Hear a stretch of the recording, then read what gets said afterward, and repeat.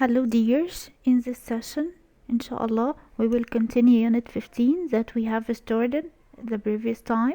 We have taken session 1 and 2, that's about predicaments and different situation.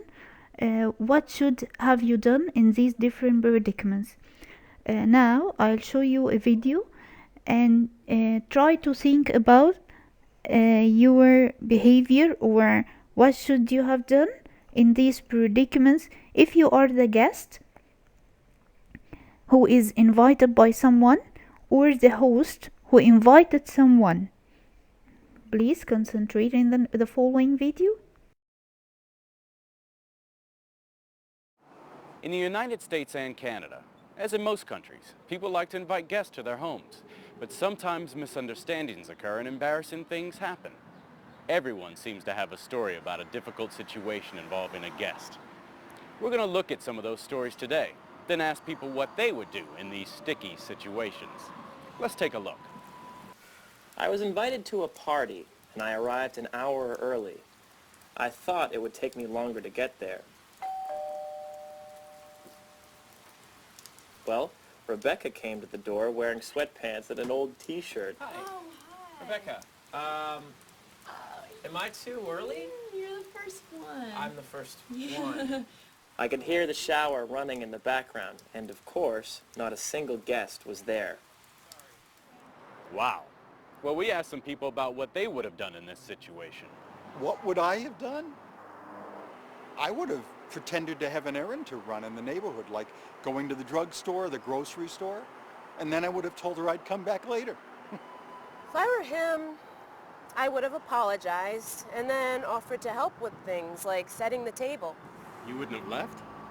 No, I don't think so. And what if the situation were reversed? What would you have done if you were the host and a guest arrived early? If I were the host, same thing really. I would have invited him in and put him to work. What would you have done? Now let's take a look at another predicament. I invited my boss and her husband to dinner the other night. We had a great time, but she just wouldn't leave. By midnight, my husband and I were so exhausted. Finally, my husband fell asleep at the table. My boss was very embarrassed when she realized it was so late. I just never know what to do when a guest won't go home. So, What should the host have done? Let's get some opinions. I don't care if she is my boss. I think I would have reminded her how late it was. I wouldn't have done anything, except pretend I wasn't tired. After all, she's your boss. I'm not sure, but I think I might have lied and told her I had to wake up early in the morning. Then I would have thought of some reason.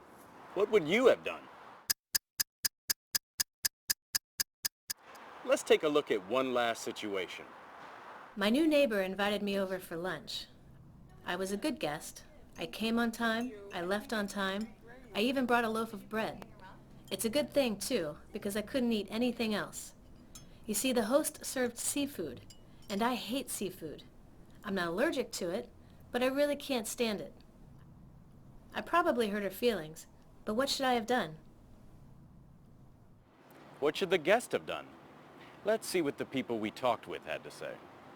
I think I would have lied and told the host that I was allergic to seafood. I think you should eat whatever the host makes, even if you don't like it. I mean, if someone goes to all the trouble to cook you something, it's rude not to eat it. You know, I had a similar experience once. I served a dish with tomatoes in it to someone who was allergic to them. He broke out in a rash. It was terrible. Now when I invite people to dinner, I tell them what I'm planning to make sure that they can eat it. The host in that situation should have asked her guest about food allergies and food preferences before she planned the menu. What would you have done? We've heard a number of practical solutions to some difficult guest situations. Now you should be ready for anything. What about the rule? If I want to express my behavior or what should I've done in this situation, use would have or should have plus past participle to give opinions or suggestions about actions in the past. The question is, what should have done? What should have done? You should have told. You shouldn't have hidden. So, should have plus told, past participle, shouldn't have plus hidden, past participle. The second one, what would you have done? So, I can use should have done or would you have done. So, should have or would have plus past participle. I'd have called him. I wouldn't have sent him a text. I think all of us all the time blame ourselves by doing that. I would have called him. I wouldn't have sent him a text. It's breaks time. A. Complete these conversations. Then breaks with a partner.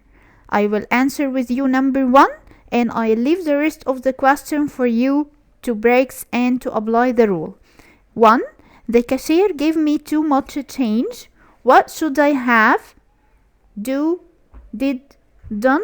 I must choose done because I have should have plus past participle done. B. You should have said. Said. Why? Because I have should have plus past participle. You shouldn't have taken the money. You shouldn't have taken the money.